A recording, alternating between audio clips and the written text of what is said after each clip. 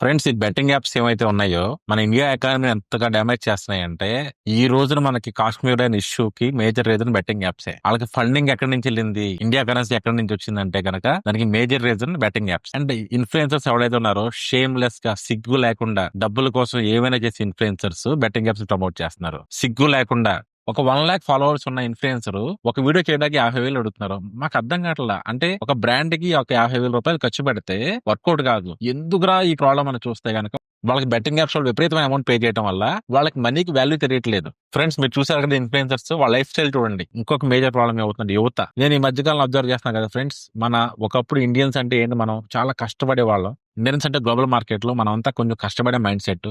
ఈ betting apps ఏవైతే ఉన్నాయో ఈ బెట్టింగ్ యాప్స్ చూస్తే బంగ్లాదేశ్ లో కానీ పాకిస్తాన్ లో తయారు చేసిన యాప్స్ వచ్చి ఇండియన్ ఎకానమీని బాగా డిస్టర్బ్ చేస్తున్నాయి. మన ఇండియన్స్ ఈ మధ్య కాలం మన యూత్ చూస్తే యూత్ కి బాగా తగ్గిపోయింది, ఫోకసింగ్ పవర్ తగ్గిపోయింది. అంటే అంతా 30 seconds 50 seconds వీడియో ఎడిట్ అయిపోయి ఫోకస్ అనేది మిస్ అవుతా ఉంది. మరి నిజాలు తెలుసుకోండి. జై హింద్.